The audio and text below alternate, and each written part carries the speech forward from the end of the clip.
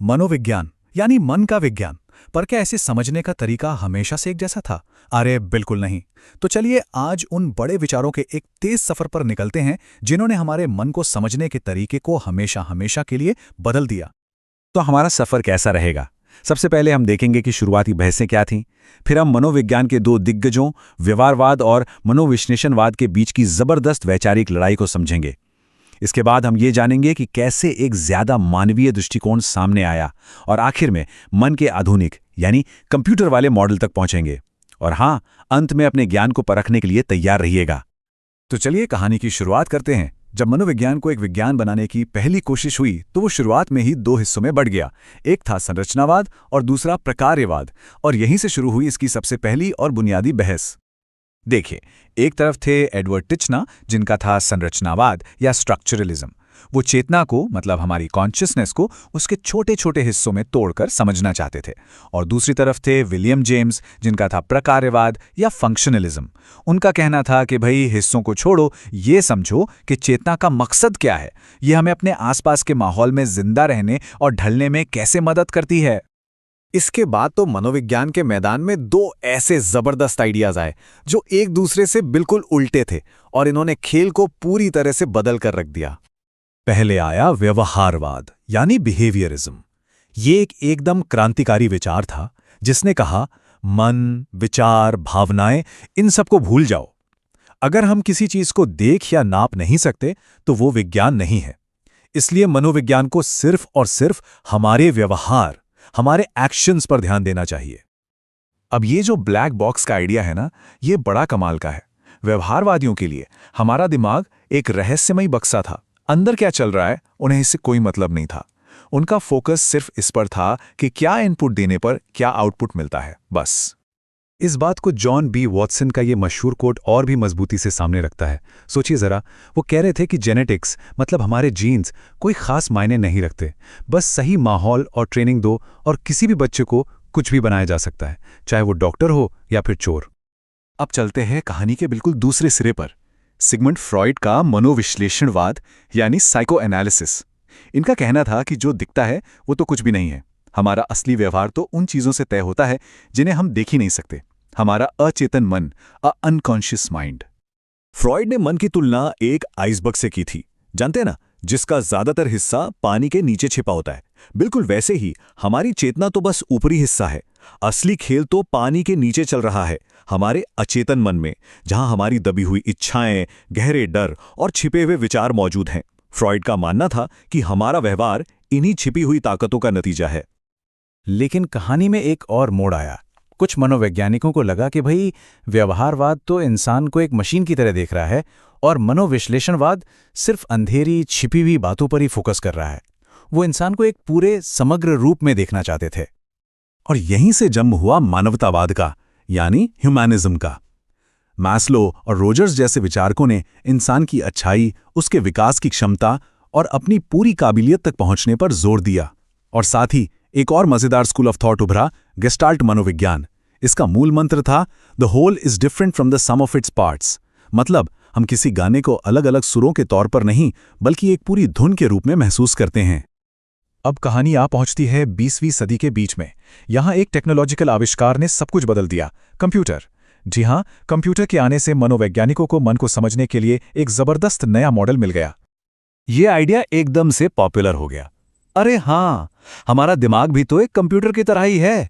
वो जानकारी को इनपुट करता है, उसे प्रोसेस करता है, स्टोर करता है और फिर आउटपुट देता है। मन का अध्ययन एक बार फिर से सेंटर स्टेज पर आ गया था। इससे संज्ञानवाद यानी कॉग्निटिविज्म और रचनावाद यानी कंस्ट्रक्टिविज्म जैसे दृष्टिकोण सामने आए। पियाजे जैसे विचारकों ने यह स्टडी किया कि हमारी सोचने की प्रक्रिया कैसे काम करती है। वहीं वाइगॉत्स्की जैसे रचनावादियों ने कहा कि हम सिर्फ जानकारी लेते नहीं हैं, बल्कि अपने अनुभवों से खुद ज्ञान का निर्माण करते हैं, उसे कंस्ट्रक्ट करते हैं। तो ये थी हमारी अब तक की यात्रा का एक क्विक रिकैप। देखिए, मनोविश्लेषणवाद से शुरू होकर गेस्टाल्ट और व्यवहारवाद से होते हुए फिर संज्ञानात्मक क्रांति और मानवतावाद तक, और अंत में रचनावाद तक पहुंचे। हर विचार ने हमारी समझ में कुछ न कुछ नया जोड़ा है। तो इन सभी स्कूलों का दौरा तो हमने कर लिया। अब जरा दिमाग की कसरत हो जाए, देखते हैं कितना कुछ याद रहा। तैयार हैं एक छोटे से क्विज के लिए? चलिए शुरू करते हैं। पहला सवाल, कौन सी विचारधारा थी जो अचेतन मन, सपनों और हमारी दबी हुई इच्छाओं पर जोर देती थी? ए, बी, सी या डी? और अगर इसका जवाब सी, मनोविश्लेषणवाद सोचा है, तो बिल्कुल सही, शाबाश। ये सिगमंड फ्रायड का ही डोमेन था, जो सतह के नीचे की दुनिया पर फोकस करता था। चलिए अब अगला सवाल, गेस्टाल्ट मनोविज्ञान का मुख्य सिद्धांत क्या था? सोचिए। एकदम सही जवाब है ए, समग्र उसके भागों के योग से भिन्न होता है। याद है ना वो गाने वाला उदाहरण? बहुत बढ़िया। और ये रहा आखिरी सवाल, मानवतावादी मनोविज्ञान से जुड़े दो सबसे बड़े नाम कौन से हैं? कौन थे वो दो विचारक? और सही जवाब है डी, अब्राहम मैस्लो और कार्ल रॉजर्स। इन्होंने ही तो इंसान के बेस्ट वर्जन और उसके विकास पर फोकस किया था। तो हमने देखा कि हर स्कूल ऑफ थॉट मन को समझने का एक अलग चश्मा देता है, लेकिन आज की तारीख में मनोविज्ञान किसी एक स्कूल को फॉलो नहीं करता, वो इन सबसे कुछ ना कुछ लेता है। और यहीं पर एक बड़ा सवाल उठता है, इन सभी में से आज के इंसान को उसकी उलझना को समझने के लिए कौन सा नजरिया सबसे ज्यादा काम का लगता है? इस पर जरूर सोचिएगा। नमस्कार और स्वागत है। मनोविज्ञान की कहानी मुझे तो एक जासूसी नॉवेल जैसी लगती है। जासूसी नॉवेल? अच्छा। हाँ, जहाँ हर दौर में एक नया जासूस आता है और कहता है नहीं, असली मुजरिम कोई और है। हाँ, सही कहा। आज हम इन्हीं जासूसों से मिलेंगे, मतलब वॉटसन से लेकर फ्रॉइड और पियाजे तक, और देखेंगे कि उन्होंने इंसानी दिमाग और व्यवहार के इस रहस्य को सुलझाने की कोशिश कैसे की। और ये सिर्फ अलग अलग जासूस नहीं है, बल्कि इनकी जासूसी करने का तरीका भी बिल्कुल अलग है। हाँ, कोई बाहर सबूत ढूंढता है, तो कोई मन की गहराइयों में उतर जाता है, कोई इंसान की अच्छाई में यकीन रखता है, तो कोई उसके छिपे हुए डरों में। तो ये एक तरह का दार्शनिक झगड़ा है जो आज भी हमारी जिंदगी को प्रभावित कर रहा है। बिल्कुल। तो आज का हमारा मिशन यही है ना? इस कहानी के पन्ने पलटना और समझना कि ये अलग अलग विचारधाराएं एक दूसरे के जवाब में कैसे पैदा हुई। हाँ बिल्कुल। हम शुरू करेंगे व्यवहारवाद की जमीन से, फिर मनोविश्लेषण की अंधेरी गुफाओं में उतरेंगे, और फिर मानवतावाद, संज्ञानवाद, ये सब भी देखेंगे। तो चलिए शुरू करते हैं ये दिलचस्प पड़ताल। तो कहानी शुरू होती है एक बहुत ही क्रांतिकारी और मैं कहूंगी कि कुछ हद तक अहंकारी दावे से। 1913 में जेबी वॉटसन ने कहा, मुझे 1 दर्जन स्वस्थ बच्चे दो और मैं उन्हें कुछ भी बना सकता हूँ, डॉक्टर, वकील, चोर, मतलब कुछ भी। ये उस समय के लिए एक धमाका था, सच में। बहुत बड़ा दावा है ये तो। वॉटसन का मानना था कि इंसान एक कोरी स्लेट की तरह पैदा होता है और उसका वातावरण, उसका जो माहौल है, वही उस पर सब कुछ लिखता है। इसी को व्यवहारवाद यानी बिहेवियरिज्म कहते हैं। तो उनका फंडा सिंपल था। हाँ, फंडा सिंपल था।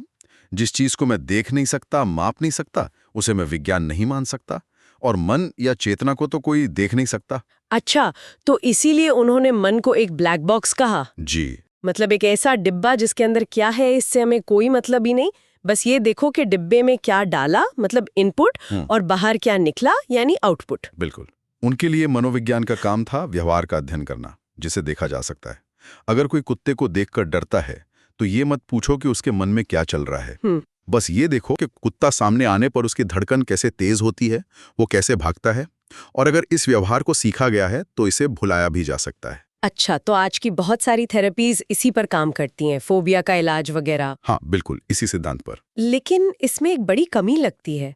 अगर सब कुछ बाहर से ही सीखा जाता है, तो फिर वो अंदरूनी बेचैनी, वो सपने, वो डर कहाँ से आते हैं, जिनका कोई बाहरी कारण नहीं दिखता? सही सवाल। शायद इसका जवाब हमें उसी ब्लैक बॉक्स के अंदर ही मिलेगा, जिसमें झांकने से व्यवहारवादी एक तरह से डर रहे थे। और उस ब्लैक बॉक्स में झांकने की हिम्मत की सिगमंड फ्रायड ने। अच्छा?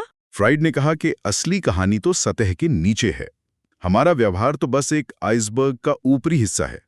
असली वजहें तो अचेतन मन यानी अनकॉन्शियस माइंड के गहरे पानी में छिपी हैं। ये वो हिस्सा है जिसके बारे में हम खुद भी नहीं जानते। बिल्कुल।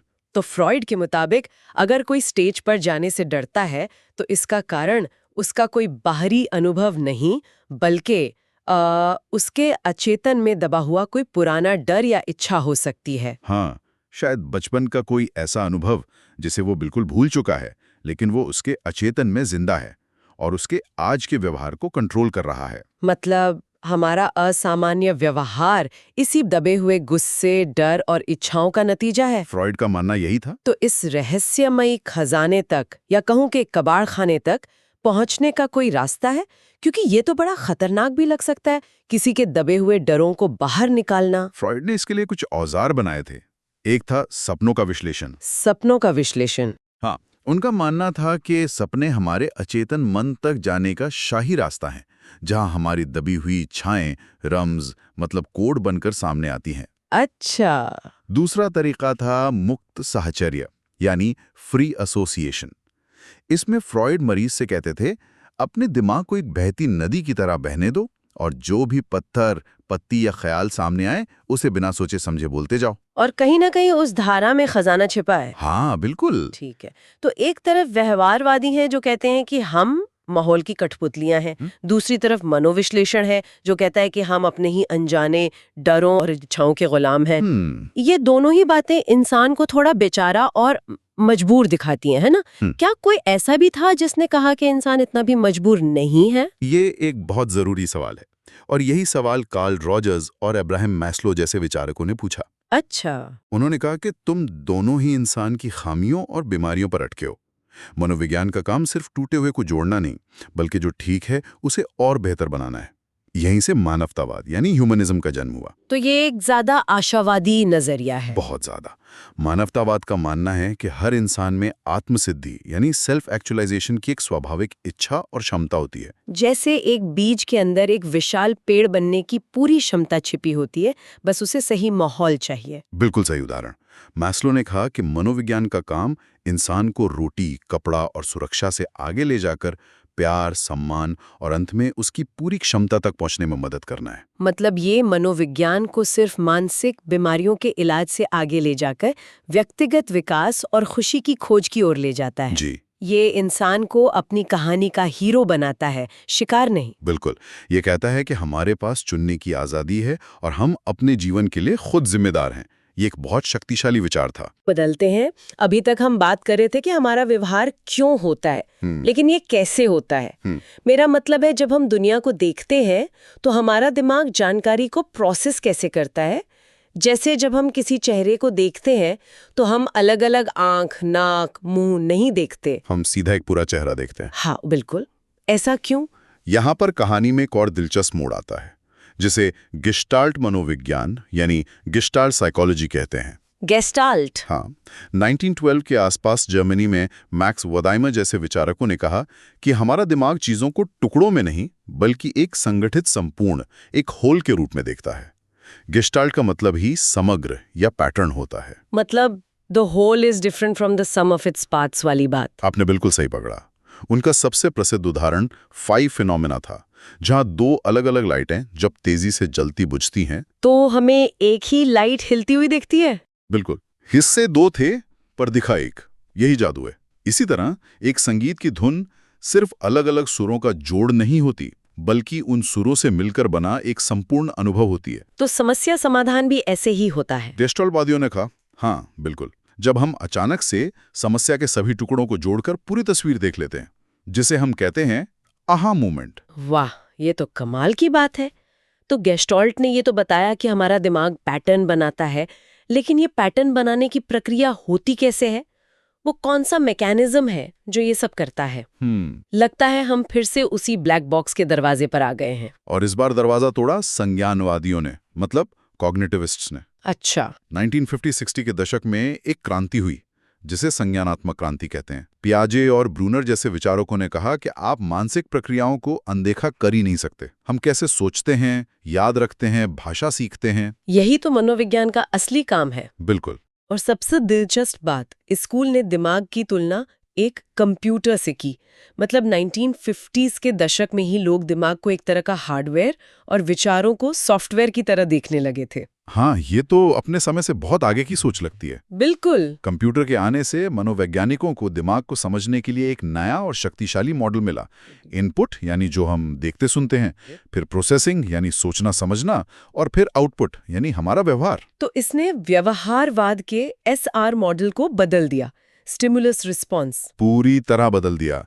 अब ये SOR मतलब स्टिमुलस ऑर्गेनिज्म रिस्पॉन्स बन गया था, जहां O यानी ऑर्गेनिज्म का दिमाग सबसे जरूरी हिस्सा था। लेकिन यहाँ एक सवाल उठता है, कंप्यूटर तो एक मशीन है जो दिए गए डेटा को प्रोसेस करती है। क्या हम भी बस जानकारी को प्रोसेस करते हैं या हम ज्ञान का निर्माण भी करते हैं? मतलब क्या हम खाली बर्तन हैं जिसमें ज्ञान भरा जाता है? ये रचनावाद यानी कंस्ट्रक्टिविज्म का केंद्रीय प्रश्न है। ये कहता है कि हम ज्ञान के निष्क्रिय प्राप्तकर्ता नहीं, बल्कि सक्रिय निर्माता हैं। हम अपने ज्ञान का निर्माण खुद करते हैं। जी, हम अपने अनुभवों से। बच्चा आग को छूकर सीखता है कि वो गर्म होती है। ये ज्ञान उसे किसी ने दिया नहीं, उसने खुद रचा है। स्रोत में इसकी दो मुख्य धाराओं का जिक्र है जो थोड़ी अलग लगती हैं। हाँ, दोनों का लक्ष्य एक ही है, पर रास्ता अलग है। एक है वाइगोत्स्की, जिनका मानना था कि हम ज्ञान का निर्माण समाज के साथ बातचीत करके करते हैं। इसे सामाजिक रचनावाद कहते हैं। जैसे एक बच्चा अपने बड़ों से बात करके सीखता है। बिल्कुल। वहीं दूसरी ओर पियाजे हैं, जो मानते थे कि बच्चा सीधे अपने वातावरण के साथ खेलकर, चीजों को छूकर, परखकर अपने दिमाग में दुनिया का एक मॉडल बनाता है। इसे संज्ञानात्मक रचनावाद कहते हैं। तो एक का जोर समाज पर है, दूसरे का व्यक्ति पर। सही पकड़ा। तो ये पूरी कहानी जो हमने देखी, इसकी जड़ें कितनी पुरानी हैं। चलिए कुछ मुख्य तारीखों पर नजर डालते हैं जो हमारे स्रोत में दी गई हैं, ताकि हम इस विकास को एक टाइमलाइन पर देख सकें। ये सफर काफी लंबा है। देखिए, 1590 में रुडोल्फ गोकलिनियस ने पहली बार साइकोलॉजी शब्द का इस्तेमाल किया था। 1590 में? हाँ, लेकिन असली मोड़ तब आया जब 1879 में जर्मनी के लिप्जिग शहर में विलियम वुंड ने दुनिया की पहली मनोविज्ञान प्रयोगशाला स्थापित की। ये एक बहुत बड़ी घटना थी। बहुत बड़ी, क्योंकि इसी दिन मनोविज्ञान ने दर्शन शास्त्र की उंगली छोड़कर एक स्वतंत्र विज्ञान के तौर पर चलना सीखा। उसने एक लैब कोट पहन लिया। और भारत में इसकी शुरुआत कब हुई? क्या ये सब सिर्फ पश्चिम में हो रहा था? नहीं, भारत में भी इसकी जड़ें जम रही थीं। स्रोत के अनुसार भारत में 1916 में कैलकाटा यूनिवर्सिटी में मनोविज्ञान का पहला विभाग खुला। अच्छा, 1916 में? हाँ, जिसके अध्यक्ष N.N. सेनगुप्ता थे। ये एक महत्वपूर्ण कदम था। और इसके ठीक बाद 1924 में इंडियन साइकोलॉजिकल एसोसिएशन की स्थापना हुई।